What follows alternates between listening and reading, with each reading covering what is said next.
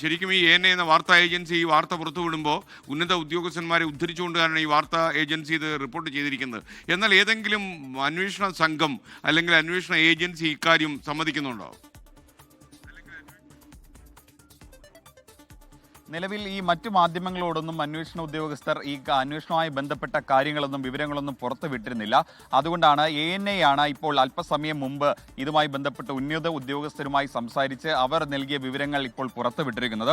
ആ വിവരങ്ങളാണ് ഇപ്പോൾ ഈ കേസിലെ തന്നെ ഏറ്റവും നിർണായകമായിട്ടുള്ള ഒരു വിവരമായി മാറി. അതായത് ചാവേർ ആക്രമണം ആയിരുന്നു എന്നുള്ളതായിരുന്നു വൈകിട്ട് വരെയുള്ള ഒരു നിഗമനം. കാരണം ഈ ഉമർ ഈ കാറുമായി മണിക്കൂറുകളോളം സഞ്ചരിക്കുന്നതിന്റെ CCTV ദൃശ്യങ്ങൾ അന്വേഷണ ഉദ്യോഗസ്ഥർ സ്വീകരിച്ചിരുന്നു. മാത്രമല്ല ഈ ലാൽക്കില മെട്രോ സ്റ്റേഷന്റെ ഗേറ്റ് നമ്പർ 1 സമീപം ഇയാൾ വാഹനം ഓടിച്ച് എത്തുന്നതിന്റെ CCTV ദൃശ്യങ്ങൾ കണ്ടിരുന്നു. ഇയാൾ മാത്രമേ ഉണ്ടായിരുന്നുള്ളൂ വാഹനത്തിനകത്ത് എന്നുള്ളത് സ്ഥിരീകരിച്ചിരുന്നു. മാത്രമല്ല ഈ സിഗ്നൽ, റെഡ് സിഗ്നൽ, അതിനടുത്തായിരുന്നു ഇയാൾ വാഹനം കൊണ്ട് നിർത്തിയത്.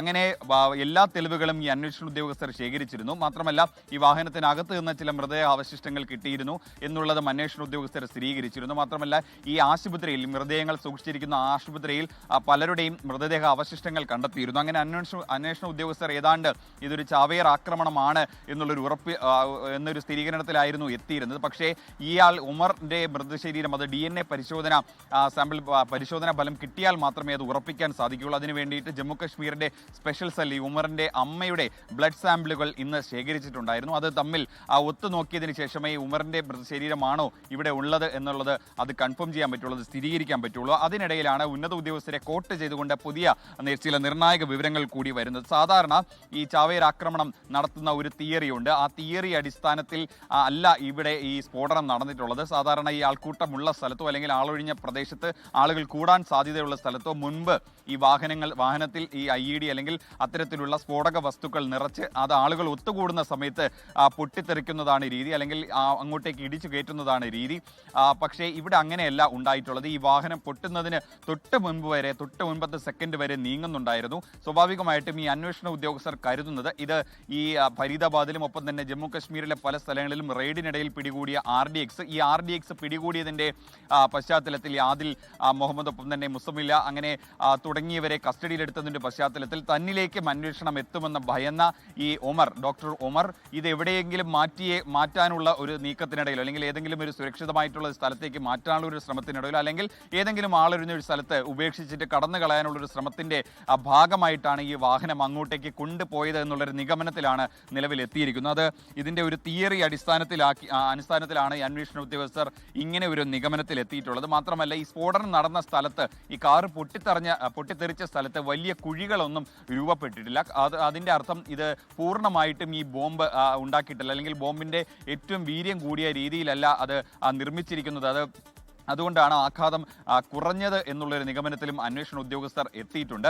അങ്ങനെയാണ് ഇത് ഒരു ചാവേർ ആക്രമണം മനഃപൂർവ്വം അല്ലെങ്കിൽ ചാവേർ ആക്രമണം നടത്തണമെന്നുള്ളൊരു ഉദ്ദേശത്തോടെ അല്ല ഈ ഒരു നീക്കം നടത്തിയിരുന്നത്. അതൊരു പാനിക് അറ്റാക്കാണ്, അല്ലെങ്കിൽ ഈ പെട്ടെന്നുള്ളൊരു ഭയത്തിന്റെ പുറത്ത് ഇത് എവിടെയെങ്കിലും നീക്കണമെന്നുള്ള ഒരു ഭയത്തിന്റെ പുറത്ത് സംഭവിച്ചു പോയ സ്ഫോടനമാണ് എന്നുള്ളൊരു നിഗമനത്തിലേക്ക് എത്തിയിരിക്കുന്നത്. എന്തായാലും DNA പരിശോധനകളടക്കം കിട്ടേണ്ടതുണ്ട്. ശാസ്ത്രീയമായിട്ടുള്ള ഫലം നാഷണൽ ഫോറൻസിക് സയൻസ് ലബോറട്ടറിയുടെ പരിശോധനാ ഫലങ്ങൾ കിട്ടേണ്ടതുണ്ട്. അമോണിയം നൈട്രേറ്റിന്റെ സാന്നിധ്യം അവിടെ നിന്ന് നേരത്തെ തന്നെ അന്വേഷണ ഉദ്യോഗസ്ഥർക്ക് കണ്ടെത്തിയിരുന്നു. പക്ഷേ ഈ ഫരീദാബാദിൽ നിന്നും ജമ്മു കശ്മീരിലെ പുൽവാമയിൽ നിന്നൊക്കെ കണ്ടെത്തിയ RDXന്റെ സാമ്പിളുകൾ അതിൽ നിന്നുള്ള സാമ്പിളുകൾ തന്നെയാണോ ഇവർ ഇവിടെ ഉപയോഗിച്ചിരിക്കുന്നത് എന്നുള്ളത് പരിശോധനയിൽ കണ്ടെത്തേണ്ടതാണ്. അത് NFSL ഫലം ഇനി നാളെയോടെ ചിലപ്പോൾ കിട്ടിയേക്കും. കിട്ടിയതിൽ നിന്ന് അത് ഒത്തുചേർത്തായിരിക്കും അങ്ങനെ അതിലെ ഈ ഡോട്ടുകൾ അന്വേഷണ ഉദ്യോഗസ്ഥർ കണക്ട് ചെയ്യുള്ളൂ. എന്തായാലും NIA എല്ലാ വശങ്ങളും വിശദമായിട്ട് തന്നെ പോസിബിളായിട്ടുള്ള എല്ലാ വശങ്ങളും വിശദമായിട്ട് തന്നെ അന്വേഷിക്കുന്നുണ്ട്. അങ്ങനെയാണ് ഇങ്ങനെ ഒരു തിയറിയിലേക്ക് എത്തിയത്. ഇത് സാധാരണ നടത്തുന്ന പോലെയുള്ള ഒരു ചാവേർ ആക്രമണമല്ല,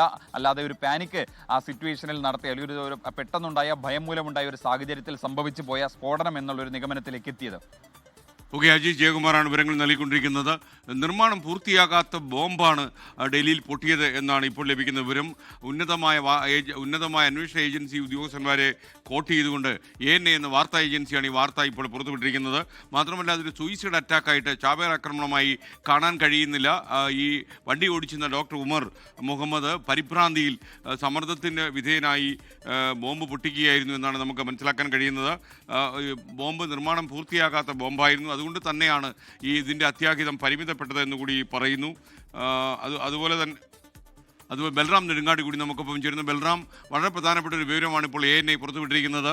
ഈ ചാവേർ ആക്രമണമല്ല അവിടെ നടന്നത്. ഇതുവരെയും അന്വേഷണ ഏജൻസികളെയൊക്കെ ഉദ്ധരിച്ചുകൊണ്ട് നമ്മളുൾപ്പെടെയുള്ള വാർത്താ ചാനലുകൾ ഇതൊരു ചാവേർ ആക്രമണമാകാനുള്ള സാധ്യത വളരെ കൂടുതലാണ് എന്ന് പറഞ്ഞിരുന്നു. എന്നാൽ ഇപ്പോൾ അന്വേഷണ ഏജൻസികൾ തന്നെ അതങ്ങനെയല്ല എന്ന് പറയുന്നു. വാഹനം ഓടിച്ച ആൾക്ക് പരിഭ്രാന്തി വന്ന് സമ്മർദ്ദത്തിന് വിധേയനായി ബോംബ് പൊട്ടിച്ചതാണ്, അതൊരു സൂയിസൈഡ് അറ്റാക്ക് അല്ലായിരുന്നു എന്ന രീതിയിലുള്ള വാർത്ത വരുന്നു. മാത്രമല്ല, പൂർണ്ണമായും ഈ ബോംബ് വികസിപ്പിച്ച് നിർമ്മാണം പൂർത്തിയാക്കിയിരുന്നില്ല, അതുകൊണ്ടാണ് ഇതിൻ്റെ ആഘാതം പരിമിതപ്പെട്ടത് എന്നുകൂടി പറയുന്നു.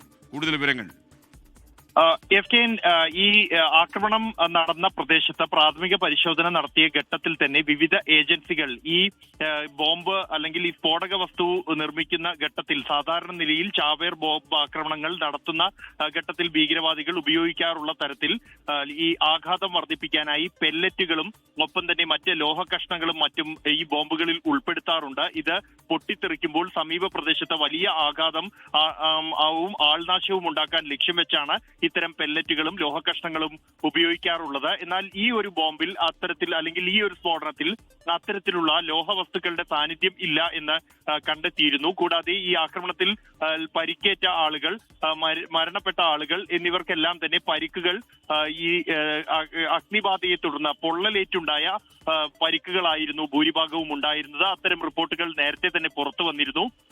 എന്തായാലും അത് സ്ഥിരീകരിക്കുന്ന തരത്തിലുള്ള വിവരമാണ് ഏറ്റവും ഒടുവിൽ ഈ അന്വേഷണ ഏജൻസികളെ ഉദ്ധരിച്ചുകൊണ്ട് വാർത്താ ഏജൻസി പുറത്തുവിട്ടിരിക്കുന്നത്. ഈ സ്ഫോടക വസ്തുക്കൾ പൊട്ടിത്തെറിക്കാൻ ആവശ്യമായ വസ്തുക്കൾ ഈ കാറിൽ ഉണ്ടായിരുന്നു. അത് ഈ അമോണിയം നൈട്രേറ്റ് എന്ന ഉഗ്ര സ്ഫോടന ശേഷിയുള്ള രാസവസ്തു, ഇതോടൊപ്പം തന്നെ ഡിറ്റനേറ്ററുകൾ, ഈ സ്ഫോടനം നടത്താൻ ആവശ്യമായ വസ്തുക്കൾ, ഇതോടൊപ്പം ഇന്ധനവും കൂടി ചേർന്നാണ് ഈ സ്ഫോടനം ഉണ്ടായത് എന്നുള്ള വിവരം ഇന്ന് രാവിലെ തന്നെ ഈ ഏജൻസികൾ നടത്തിയ പരിശോധനയുടെ ഫലമായി പുറത്തു വന്നിരുന്നു. ഇതെല്ലാം ചേർത്തുള്ള ഒരു അവലോകനത്തിലാണ് ഇത് മനഃപൂർവ്വം അല്ലെങ്കിൽ ഒരു ചാവേർ ആക്രമണം ലക്ഷ്യം വെച്ച് നടത്തിയ ഒരു സ്ഫോടനമല്ല, മറിച്ച് ഇയാൾ ഈ ബോംബ് പൂർണ്ണമായും നിർമ്മിക്കാത്ത ബോംബ് അല്ലെങ്കിൽ ഉഗ്ര സ്ഫോടന ശേഷിയുള്ള രാസവസ്തുക്കളുമായി യാത്ര ചെയ്യുന്നതിനിടെ ഇയാളുടെ പരിഭ്രാന്തിയിൽ ഇത് പൊട്ടിത്തെറിക്കുകയായിരുന്നു. അത്തരത്തിലാണ് ഈ സ്ഫോടനം ഉണ്ടായിരിക്കുന്നത് എന്ന ഒരു പ്രാഥമിക നിഗമനത്തിലേക്കാണ് ഈ ലഭ്യമായ വിവരങ്ങൾ അവലോകനം ചെയ്ത ഏജൻസികൾ എത്തിച്ചേർന്നിരിക്കുന്നത്. ഇത് വിശദമായി തന്നെ അവലോകനം തുടർന്നുള്ള മണിക്കൂറുകളിൽ ഉണ്ടാകും. ഇത് ശരിവെക്കുന്നതിന് അത്രത്തോളം സങ്കീർണമായ ഒരു സാഹചര്യം കൂടിയാണ് ഇത് എന്നുള്ളതും ഈ ഒരു സ്ഫോടനത്തിന്റെ ഗൗരവം വർദ്ധിപ്പിക്കുന്നുണ്ട്. അതുകൊണ്ട് തന്നെയാണ് മണിക്കൂറുകളോളം നീണ്ട പരിശോധനകൾ ഈ സ്ഥലത്ത് നടത്തിയിരുന്നു. ഇന്ന് അവിടെ നിന്നും ലഭ്യമായ മുഴുവൻ അവശിഷ്ടങ്ങളും ഏജൻസികൾ ശേഖരിച്ചിട്ടുണ്ട്. ഇവ വിശദമായി ഇത് തുടർന്നും അവലോകനം ചെയ്യും. SK. Okay, thank you. Balram നെടുങ്ങാടിയാണ് വിവരങ്ങൾ നൽകിയത്. ഇപ്പോൾ ഏറ്റവും അവസാനം ലഭിക്കുന്ന വിവരം ANI എന്ന വാർത്താ ഏജൻസി പുറത്തുവിടുന്ന കാര്യം, ഡൽഹിയിൽ നടന്നത് ഒരു ചാവേർ ആക്രമണമല്ല. മാത്രമല്ല, ഈ ആക്രമണം നടക്കുമ്പോൾ, ഈ സ്ഫോടനം നടക്കുന്ന സമയത്തും ഈ കാറ് സഞ്ചരിച്ചുകൊണ്ടിരുന്നു എന്നുള്ളതാണ്. മാത്രമല്ല, ഒരു ഇങ്ങനെയുള്ള അക്രമ പ്രവർത്തനങ്ങളിൽ ഏർപ്പെടുന്ന തീവ്രവാദികൾ ചെയ്യുന്ന രീതിയിലല്ല ഇത് ചെയ്തത്. നിർമ്മാണം പൂർത്തിയാകാത്ത ബോംബാണ് അവിടെ പൊട്ടിയതെന്നും മറ്റു പലയിടങ്ങളിലും അന്വേഷണ ഏജൻസികൾ നടത്തിയ റെയ്ഡിൽ പരിഭ്രാന്തനായിപ്പോയാൽ ഡോക്ടർ ഉമർ പരിഭ്രമത്തിൽ പൊട്ടിച്ചതാണ്, ആസൂത്രിതമായിരുന്നില്ല എന്നാണ് ഇപ്പോൾ ലഭിക്കുന്ന വിവരം. ലോകത്തെവിടെയായാലും ഏത് സമയത്തും 24 വാർത്തകളും ഓഗ്മെന്റഡ് റിയാലിറ്റി പാക്കേജുകളും എക്സ്പ്ലെയിനറുകളും വിശദമായി കാണാൻ ഞങ്ങളുടെ യൂട്യൂബ് ചാനൽ നിങ്ങൾക്ക് സബ്സ്ക്രൈബ് ചെയ്യാം.